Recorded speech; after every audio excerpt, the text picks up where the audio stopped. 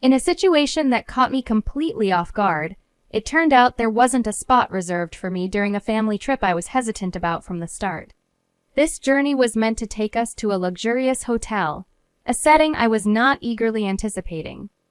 My husband, Henry, seemed to ignore the obvious tension directed towards me and chose to walk away, promising we'd reconnect at the hotel's checkout. Left alone, I watched as they vanished into the opulence of the hotel. My name is Olivia, and this year marked my 32nd birthday. I'm a stay-at-home mom, sharing my life with Henry, my mother-in-law Sophia, and my 5-year-old son, Jack. Henry and I first crossed paths on a blind date 5 years back, leading us to tie the knot and enjoy what appeared to be a loving and dispute-free life, at least in the eyes of our neighbors. Our bliss was further solidified 4 years into our marriage with the birth of our son, Jack. Despite his busy schedule, Henry was a hands-on dad, contributing significantly to childcare, leaving me with no real grievances. Our household dynamics took a hit about 3 months ago following the death of my father-in-law, necessitating Sophia's move into our home. It had been ages since I last saw her, with our only encounters being at our wedding and a visit to announce our engagement. Unfortunately, my initial impressions of Sophia were far from favorable, in stark contrast to the warmth and kindness shown by my father-in-law. Sophia's skepticism about my suitability as Henry's wife was palpable, questioning his choice in me and predicting a future filled with challenges. Despite Henry's efforts to win her over, her disapproving gaze lingered. Eventually, she conceded, influenced by her husband and Henry, though her upfront criticisms in my presence were hard to forget and remain a point of contention to this day. Feeling a bit anxious about how things would pan out, I decided to adopt a positive attitude and do my best to get along with Sophia once she moved in with us. When she arrived, along with her things, I jumped in to help with the unpacking. Sophia was surprisingly sweet with Jack, who had just turned 5, showering him with attention while Henry and I sorted through her belongings. I took charge of organizing the smaller items while Henry handled the heavier lifting. The process was pretty smooth, and before I knew it, only a few bits and pieces were left for me to arrange. During the unpacking, I placed a fake plant in a spot I thought would brighten up the room. However, Sophia questioned my choice, suggesting a different location. Her tone felt a bit harsh, but I brushed it off, thinking maybe she just had a strong opinion about room aesthetics. I moved the plant without arguing, hoping to keep the peace. Meanwhile, Sophia spent some time with Jack and then turned her attention to the TV, leaving me to juggle watching Jack and finishing up the unpacking. Henry was taking a well-deserved break after all the heavy lifting, so I didn't want to disturb him. I wrapped up with a mix of emotions, trying to convince myself that Sophia was just adjusting to her new surroundings, which helped me set aside my growing irritation. However, Sophia's critiques became a daily occurrence. One morning, after getting up early to prepare breakfast for everyone, I decided to take a short break. That's when Sophia commented on the state of the house, urging me to clean instead of resting. Her relentless criticism, combined with her absence during the day and lack of contribution, started to wear me down mentally. I eventually brought up my concerns to Henry, hoping for some support, but his response was disappointing. He suggested I should be more understanding, considering the recent loss of his father. His lack of intervention left me feeling helpless and alone. My nights ended with me lying in bed, overwhelmed and on the brink of tears, thinking about my situation. On one such night, Jack's cries broke the silence, but my exhaustion made it difficult to get up immediately. That's when Sophia burst into my room, berating me for not tending to my son right away, accusing me of neglecting my responsibilities as a mother. Her words stung, but wanting to avoid further conflict, I silently got up and went to comfort Jack, carrying the weight of the day's tensions with me. That night, sleep evaded me entirely. With Henry having the day off, I mulled over what special dish to prepare for lunch, wanting to make something delightful for everyone. As I was considering my options, Sophia began to get lunch ready. When she laid out the meals, it became apparent that a plate was missing mine. I've prepared food for Henry, who works tirelessly, and my beloved grandson. Naturally, there's nothing for you. You'll have to fend for yourself, she declared. This left me feeling utterly humiliated. It dawned on me then her actions weren't just harsh admonitions. They were deliberate acts of bullying, a realization that hit me hard. I had always tried to see Sophia's behavior as tough love, thinking maybe she was pushing me to be a better partner for Henry. Without this perspective, I felt like I would crumble under the pressure. Unable to retort and feeling increasingly isolated, I poured my heart out to a childhood friend after dropping Jack off at daycare. "This is outright bullying. How are you managing to cope?" she asked, concern lacing her voice. Sharing the ordeal with her, I found myself breaking down, unable to hold back tears any longer. My friend's support was unwavering. "You're stronger than you realize, and you'll get through this. Let's think of a plan," she encouraged, giving me a glimmer of hope. Though our conversation was brief, it lifted a weight off my shoulders. Following her advice, I decided to discreetly record the daily goings-on at home. I picked up an affordable recorder on my way back from picking up Jack and set it up in a hidden spot at home. Amidst my cleaning spree, I stumbled upon a piece of paper that had slipped out of one of Sophia's drawers. It was a personal loan agreement with a staggering sum of $20,000. Shocked, but realizing its potential significance, I pocketed the document. Later that evening, with Sophia back and Henry returning just in time for dinner, we sat down to the usual setting Sophia's complaints. Out of the blue, she mentioned a discount coupon for a luxurious spa hotel she had received from a friend, clearly hinting she wanted to use it. Henry was instantly supportive of the idea, and even Jack seemed thrilled at the prospect. This unexpected turn of events seemed to offer a brief respite from the tension at home, sparking a mix of emotions within me. Truthfully, I wasn't excited at the thought of joining them on the trip, anticipating nothing but discomfort for myself. Yet, surprisingly, Sophia extended an invitation my way, acknowledging my hard work around the house with an offer to tag along. Her unexpected gesture left me stunned, considering her usual behavior towards me. For a moment, I dared to hope her intentions were genuine, not spiteful. That night, I found myself restless, weighing the pros and cons of accepting the invitation. Henry approached me with a plea, expressing his desire for me to accompany them. He explained his dilemma. He couldn't rely on his mother to watch Jack, and managing our son alone on the trip would be too challenging. My frustration with how he had overlooked his mother's treatment towards me bubbled to the surface. "You've never stood up for me against your mother's unfair treatment. Why should I agree to this?" I retorted, leaving Henry at a loss for words. However, he was persistent, leading me to lay down my terms if I were to consider joining them. In a moment of revelation, I showed him the personal loan agreement I had discovered in Sophia's room, revealing her $30,000 debt. Henry was visibly shocked, unable to fathom his mother's financial burden. He proposed that we assist in settling the debt, a request that put me in a difficult position. Given Sophia's behavior towards me, I was initially reluctant to offer any help. Yet, Henry's earnest plea led me to propose my own conditions for any assistance and my participation in the trip. My demands were clear.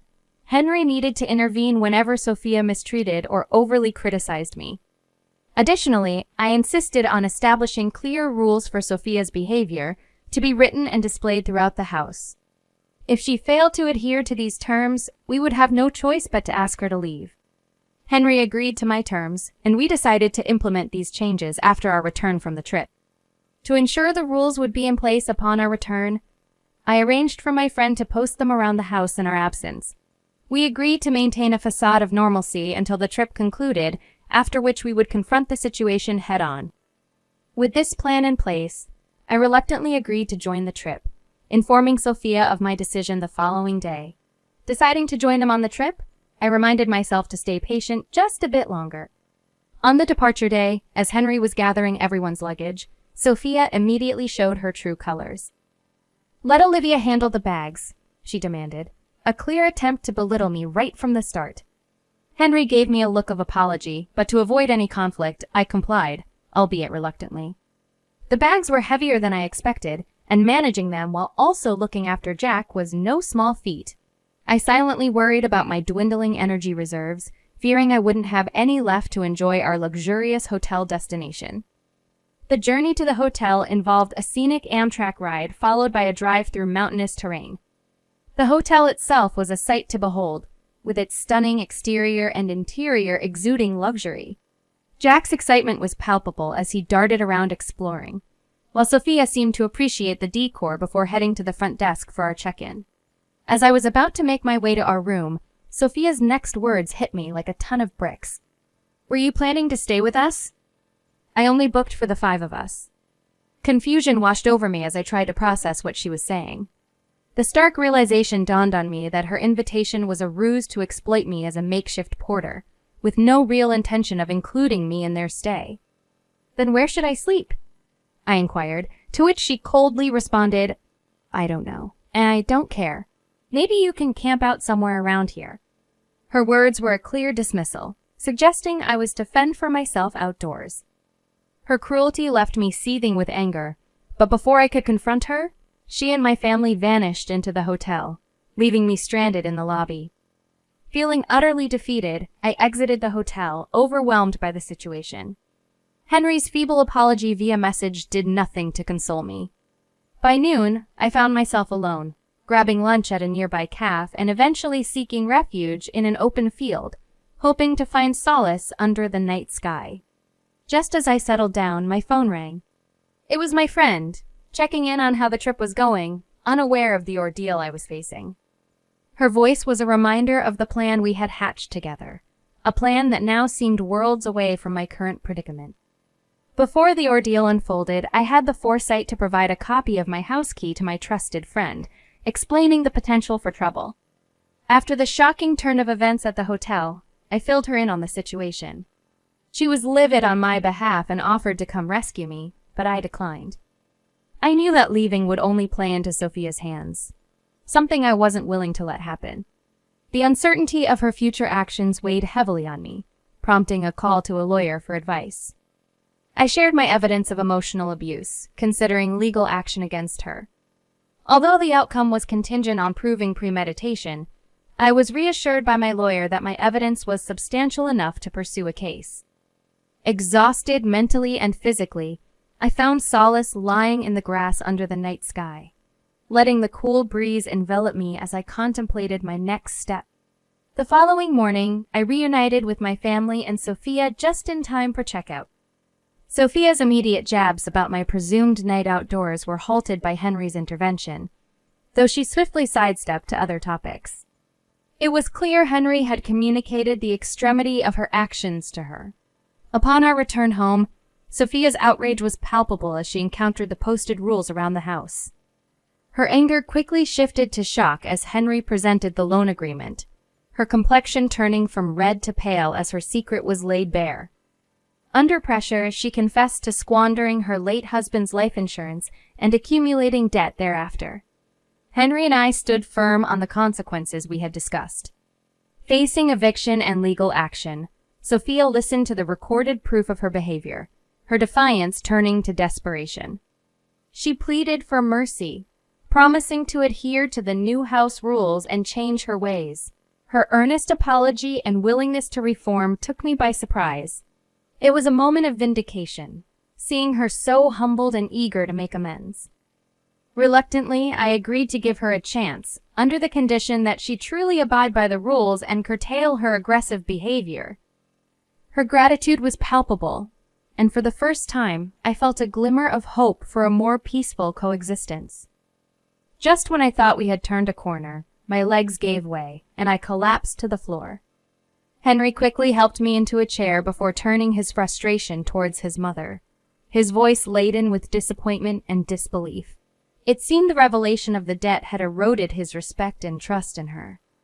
The thought of being sternly reprimanded by her own son was something Sophia had probably never anticipated, and her frantic apologies reflected her shock. After the confrontation, she spent the day in silence, her gaze lost to the sky, signaling a seismic shift in the household dynamics. The following morning, I stuck to my routine, getting up early to prepare breakfast. Despite the recent upheaval, Sophia slipped into old habits, throwing a barbed comment my way. However, this time, Henry immediately countered her with a firm reminder of their recent discussion, leaving her speechless and retreating to the sofa. I couldn't help but stifle a chuckle at the scene, but focused back on breakfast. Henry's guilt over not defending me sooner was apparent, and his struggle against the woman who raised him was palpable. Yet, I knew his heart was in the right place, and I couldn't fault him for the complexities of his feelings. His heartfelt apology later on, accompanied by tears, reassured me of his support. Over time, Sophia's demeanor towards me softened. While she still made occasional critiques, the underlying hostility seemed to fade. This newfound peace allowed me to breathe easier, fostering a healthier mental state. To manage the debt repayment of $700 a month, Henry and I teamed up, with me taking on a part-time job to contribute financially. Despite her past actions, Sophia took on the responsibility of Jack's daycare runs commendably, earning back some trust. To prevent any further financial missteps, Henry took control of managing her finances. Our family dynamic evolved gradually, inching towards a semblance of harmony. The ordeal taught me a valuable lesson about the complex interplay of love, family, and the challenges of living with a difficult in-law. I had once considered separation as an escape from the harsh criticism and unbearable treatment, but the discovery of the IOU became a catalyst for change, offering a chance to mend fences and strengthen our family unit. Perhaps there was a touch of luck in how things unfolded, but it also underscored the power of resilience and forgiveness in overcoming adversity. Reflecting on everything I've been through, my heart is full of gratitude for my friend's unwavering support. Her listening ear and encouraging words were a beacon of light in my darkest times. Without her, I'm certain the weight of my struggles would have overwhelmed me, possibly leading to a mental breakdown. It's a friendship I vow to treasure deeply. Recalling the hardships fills me with a mix of emotions. Tears well up as I acknowledge the effort I've put into keeping my family afloat. Despite battling depression and lacking the drive to handle daily chores, I persevered. Ensuring my family had a decent life, especially striving to shield my son from any hardship, brings a sense of pride and accomplishment that warms my heart. Forgiving Sophia may be beyond my capacity, but she remains my mother-in-law, and I've chosen to treat her with kindness. Time has a way of softening the sharpest edges of our conflicts. Since those challenging days, years have passed. My son has blossomed, eagerly stepping into his preschool years. We're on the cusp of paying off the debts and are exploring the possibility of moving to a new home, marking a fresh start for our family. Sophia has gradually begun to assist me, easing the once tense atmosphere in our home. My bond with Henry has grown stronger, enriched by our experiences and mutual understanding. We're even contemplating the joy of welcoming another child into our lives. Our family stands on solid ground now, a testament to resilience, love, and the quiet strength that comes from facing life's trials head-on. I'm committed to continuing my efforts, nurturing this stability, and fostering a loving environment for my family.